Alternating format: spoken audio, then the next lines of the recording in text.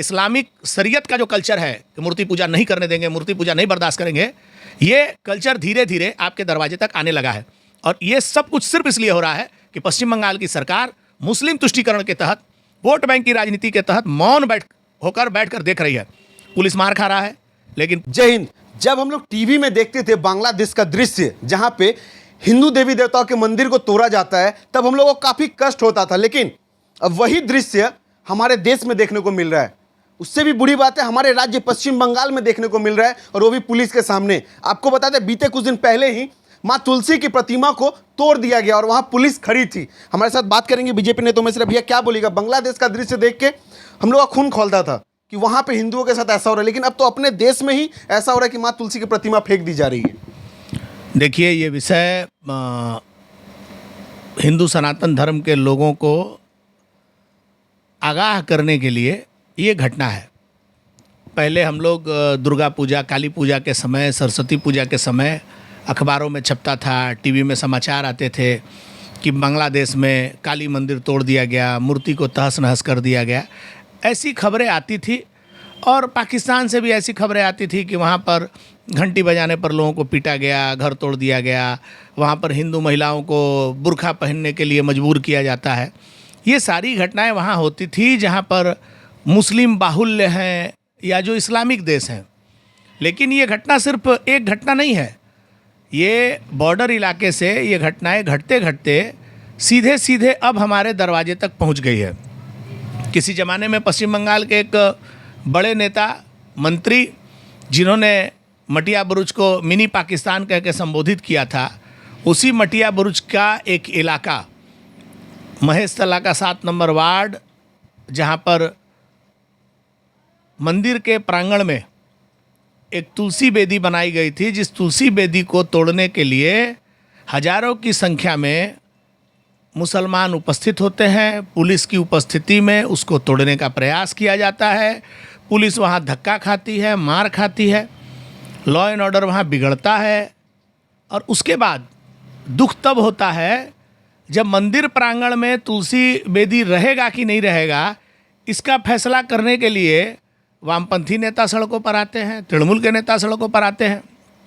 अब आप हमको ये बताइए कि खिदिरपुर में दुर्गा पूजा का पंडाल में आरती नहीं होगा। ऐसी घटनाएं सामने आने लगी। पश्चिम बंगाल में कई ऐसे स्कूल हैं जिन स्कूलों में सरस्वती पूजा आप नहीं कर सकते हैं क्योंकि आप वहाँ पर उनको मजलिस करने की परमिशन देनी पड़ेगी। हावड़ा में ही ऐसी घटना घटी है। अब मुझे ऐसा लग रहा है कि बांग्लादेश का जो कल्चर है, इस्लामिक शरीयत का जो कल्चर है कि मूर्ति पूजा नहीं करने देंगे, मूर्ति पूजा नहीं बर्दाश्त करेंगे, ये कल्चर धीरे धीरे आपके दरवाजे तक आने लगा है। और ये सब कुछ सिर्फ इसलिए हो रहा है कि पश्चिम बंगाल की सरकार मुस्लिम तुष्टीकरण के तहत, वोट बैंक की राजनीति के तहत मौन बैठकर देख रही है। पुलिस मार खा रहा है, लेकिन पुलिस एक भी कार्रवाई नहीं कर पा रही है। पुलिस के लोग पीटे जा रहे हैं विभिन्न घटनाओं में। अभिषेक बनर्जी का वो वीडियो हमारी आंखों के सामने तैर रहा है, जिसमें अभिषेक बनर्जी ने लाल बाजार में खड़ा होकर कहा था कि पुलिस को जिस तरीके से मारा गया है, अगर मेरे अधिकार में रहता तो मैं यहाँ शूट करने का आदेश देता। अभिषेक बनर्जी जी, आप भी हैं, आपकी सरकार भी है, आपका पुलिस भी है और उसके पास बुलेट भी है। तो जब टोपी, लुंगी और दाढ़ी देखते हैं तो आपका बुलेट कहाँ चला जाता है? ये बुलेट सिर्फ भारतीय जनता पार्टी के लोगों पर चलाने के लिए है या विरोधी राजनीतिक दल के लोगों पर चलाने के लिए है क्या? पश्चिम बंगाल में तुष्टीकरण की राजनीति के तहत पश्चिम बंगाल को एक बारूद के ढेर पर खड़ा करने का काम ममता बनर्जी जी, उनकी सरकार ने किया है। जिस तरीके से फिरहाद हकीम का आए दिन बयान आता है, वो बयान पश्चिम बंगाल में आग लगाने के लिए काफ़ी है। सत्ताधारी पार्टी का एक प्रमुख नेता, एक मंत्री, जब सरेआम धार्मिक मंचों से खड़ा होकर बोलता है कि अगर आप इस्लाम में जन्म लिए हैं तो आप सौभाग्यशाली हैं, और अगर आप इस्लाम में जन्म नहीं लिए हैं तो आपका दुर्भाग्य है, लेकिन आपके लिए भी एक अवसर है, दावते इस्लाम में आकर अब इस्लाम कबूल कर लीजिए। फिरहाद हकीम जी बताएंगे कि गया के जिस जिला में थे, अपने 5 पुश्तों का नाम बता देंगे, ठीक से पता लगाइएगा तो इनके बाप दादा परदादा भी हिंदू निकलेंगे। लेकिन बात इतना बड़ा समाज में आग लगाने के लिए, वोट बैंक की राजनीति करने के लिए, रोहिंग्याओं को प्रश्रय देने के लिए, बांग्लादेशी घुसपैठियों को अपना वोट बैंक बनाकर जिस तरीके से सत्ता में रहने का ये काम कर रहे हैं, ये बारूद से खेलने का काम है। आने वाले दिनों में पश्चिम बंगाल की डेमोग्राफी जैसे हो रही है, बहुत जल्द, जैसे आपने देखा है बांग्लादेश में किस तरीके से प्रधानमंत्री को रातों रात घर छोड़ के भागना पड़ा, हमने अफगानिस्तान में भी देखा था कैसे वहाँ के नेताओं को घर छोड़ के भागना पड़ा। ममता बनर्जी जी जिस आग से खेल रही हैं, मुझे पूरा भरोसा है अगर इसी तरह ये आग से खेलती रहीं तो आने वाले दिनों में ममता बनर्जी जी को काली घाट छोड़कर भागना पड़ेगा, और जिनके लिए ये सब कुछ कर रही हैं वही इनके सबसे बड़े दुश्मन बनकर खड़े होंगे, क्योंकि उनको ममता बनर्जी से और उमेश राय से लेना देना नहीं है, उनको तो अपने धर्म से लेना देना है। जो इस्लाम मानेगा वो उनका है, जो इस्लाम नहीं मानेगा वो गद्दार है, वो काफिर है, उसके खिलाफ वही कार्रवाई होगी। तो आपको ये समझना होगा कि बांग्लादेश वाली घटनाएं अब आपके दरवाजे तक आ गई हैं। महेश तला और हावड़ा में, महेश तला में और बड़ा बाजार में कोई अंतर नहीं है। मुर्शिदाबाद हम लोगों ने देखा, मालदा हम लोगों ने देखा, उसके बाद अब मटिया बुरुज भी हम लोग देख रहे हैं। तो ऐसा नहीं लगता है कि अब हम लोग अपने ही देश में खतरे में पड़ गए हैं? हम लोग बोलते थे हिंदू खतरे में है, हिंदू खतरे में है बांग्लादेश में और पाकिस्तान में, अब तो हिंदू भारत में ही खतरे में।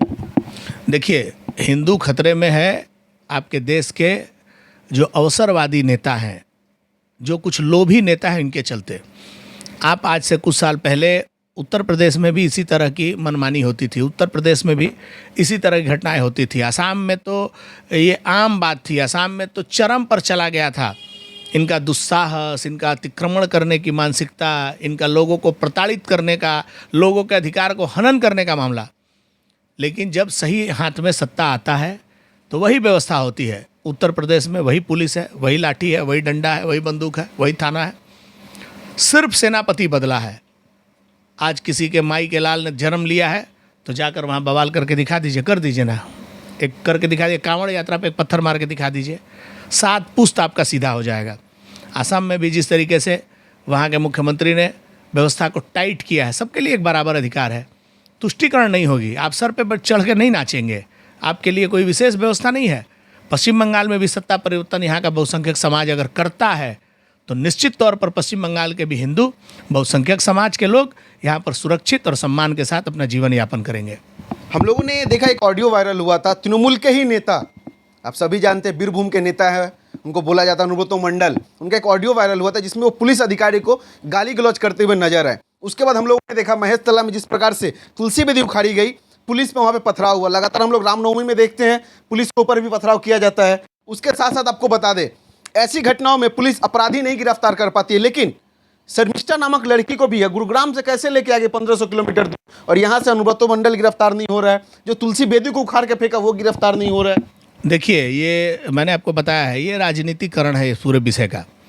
अनुब्रत मंडल ने सार्वजनिक रूप से एक उनका audio record, phone call tap होता है या रिकॉर्ड होता है और वो वायरल होता है, पूरी सच्चाई है। अनुब्रत मंडल ने ही बोला है। अनुब्रत मंडल ने जिस तरीके से एक पुलिस अधिकारी को चोर कहा, दलाल कहा, उसकी पत्नी को लेकर आपत्तिजनक बात कहे, उसकी माँ को लेकर आपत्तिजनक बात कही, और सार्वजनिक हुआ। टीएमसी का एक बड़ा नेता जो जेल खट के आया है, जिसके ऊपर दुनिया भर के आपराधिक मामले हैं, उसके खिलाफ भी कार्रवाई करने से तृणमूल कांग्रेस की नेत्री घबरा रही हैं। और पुलिस कार्रवाई इसलिए नहीं कर रहा है क्योंकि मुख्यमंत्री खुद ही पुलिस मंत्री हैं। अब जहां पुलिस मंत्री ही मुख्यमंत्री हैं और वही तुष्टीकरण कर रही हैं, वहां पुलिस टिकियापाड़ा में मार खाता है, जिन लोगों से लात खाता है उनके घर में दूसरे दिन राशन पहुंचाता है। हावड़ा में लिलुआ थाने इलाके में पुलिस को गोली मारने वाले लोग सार्वजनिक रूप से सड़कों पर घूमते हैं, टीएमसी के जुलूसों में जाते हैं, पुलिस उनका कुछ नहीं करती है। अभी कुछ दिनों पहले गोलाबाड़ी थाना के सामने, गोलाबाड़ी थाना के प्रभारी को थाना के सामने धक्का मारा जाता है, गाली गलौज किया जाता है, लेकिन उसमें से किसी के खिलाफ कोई कार्रवाई नहीं होती है। ये कोई एक विषय नहीं है।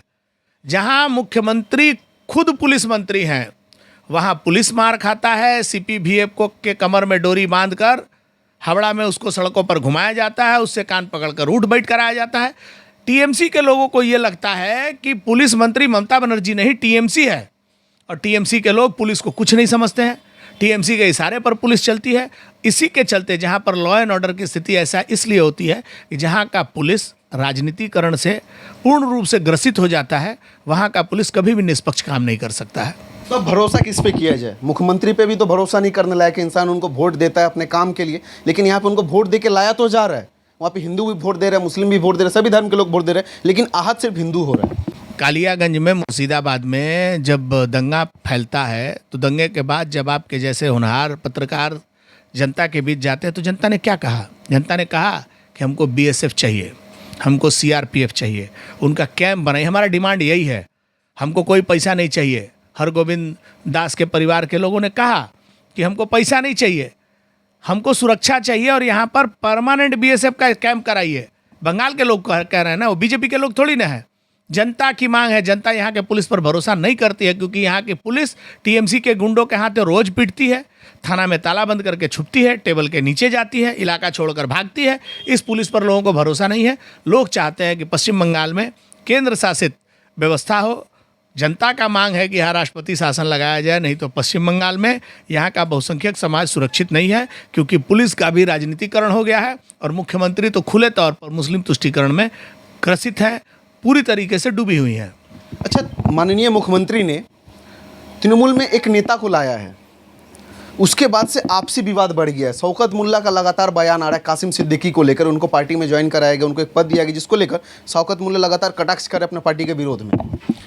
देखिए, तृणमूल कांग्रेस के अंदर इस तरह की घटनाएं आम है। आप जब थोड़ा सा बाहर निकलिए, कलकत्ता शहर से भांगड़ की ओर जाएंगे तो वहाँ आप मुस्लिम तुष्टीकरण आप एक तरफा नहीं कर सकते हैं। वहाँ आईएसएफ के साथ इनकी लड़ाई है, रोज बवाल होता है। हर जगह आपस में गुटबाजी है। लोगों का किसका कितना पकड़ है समाज पर, कौन कितना वोट प्रभावित कर सकता है, कौन कितना वोट लूट सकता है। ममता बनर्जी जी ने निश्चित तौर पर कासिम को लाया है किसी उद्देश्य से, तो बाकी लोगों के पेट में दर्द होना स्वाभाविक है। जहाँ से एक व्यक्ति लूट कर खा रहा है वहाँ पर दूसरा आ जाएगा तो हिस्सा देना पड़ेगा। ये अनुव्रत के साथ भी, काजल शेख का भी यही मामला है, आपका अराबुल के साथ भी यही मामला है। आप डायमंड हार्बर चले जाएंगे तो वहाँ भी यही मामला है। कहीं एक व्यक्ति लूट रहा है, साम्राज्य चला रहा है, वहाँ दूसरे व्यक्ति को जब आप ले आएंगे तो स्वाभाविक रूप से वहाँ हिस्सा बंटवारा होगा, भाग बंटवारा होगा, पैसा कम मिलेगा, वर्चस्व की लड़ाई होगी। तो ये स्वाभाविक रूप से आपके सामने इस तरह की बातें पूरे बंगाल में है। जहाँ टीएमसी का एक नेता लूट कर खा रहा, वहाँ दूसरे नेता को जब आप सामने लाएंगे तो स्वाभाविक रूप से ये विवाद होगा। एक सवाल रहेगा कि बीजेपी के नेता अभिजीत गंगोपाध्याय अभी हॉस्पिटल में भर्ती हैं, जिसके बाद से एक पोस्ट लगातार वायरल हो रहा है। उसमें हम लोगों ने प्रोफाइल जब खोल के देखा तो उसमें कुछ लोग के प्रोफाइल में माननीय मुख्यमंत्री का फोटो लगा हुआ है। वो किसी भी दल से हो सकते हैं। उनका साफ साफ शब्दों में वो लिख के रखे हैं कि जैसा कर्म हुआ है वैसा फल होगा, वो अब रिटर्न नहीं आएंगे। तो एक सांसद के लिए ऐसा लिखना सही है क्या? सिर्फ एक सांसद के लिए नहीं, अभिजीत गंगोपाध्याय पश्चिम बंगाल के होनहार जजों में से एक थे। उन्होंने पश्चिम बंगाल सरकार के भ्रष्टाचार के परत दर परत पोल खोलने का काम किया। शिक्षक भर्ती घोटाला में उनकी अहम भूमिका रही है।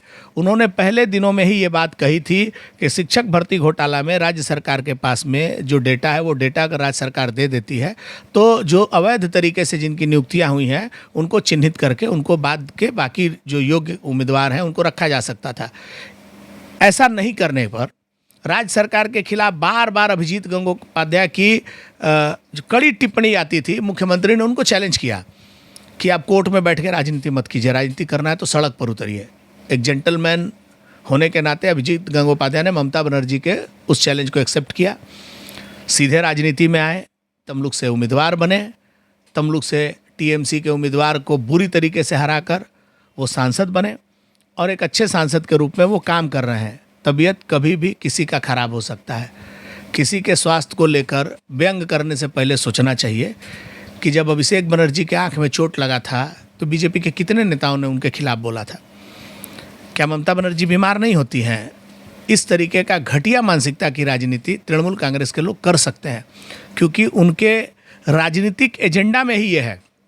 जो लोग लोकतंत्र पर भरोसा नहीं करते हैं, जो लोग वोट लूट कर चुनाव जीतते हैं, जनता को डरा कर चुनाव जीतते हैं, जो कट मनी लेते हैं, सिंडिकेट चलाते हैं, ऐसे लोगों से अब और क्या उम्मीद रख सकते हैं। आज अभिजीत गंगोपाध्याय जी को एयर एम्बुलेंस के माध्यम से दिल्ली एम्स भेजा गया है। वो बहुत जल्द स्वास्थ्य लाभ करके वापस भारत की राजनीति में सक्रियता के साथ आएंगे। यही कामना हम लोग ईश्वर से करते हैं। कोई भी, ममता बनर्जी के अस्वस्थ होने पर भी हमारी यही कामना रहेगी। किसी भी राजनीतिक दल का कोई भी व्यक्ति अगर वो अस्वस्थ होता है तो हम राजनीतिक लड़ाई लड़ते हैं ना। राजनीतिक लड़ाई तो वोट के माध्यम से चुनाव में लड़ा जाता है। किसी के स्वास्थ्य को लेकर इस तरह का हास्यास्पद बात करना, व्यंग करना, मुझे लगता है कि ये समाज के लिए अच्छा नहीं है।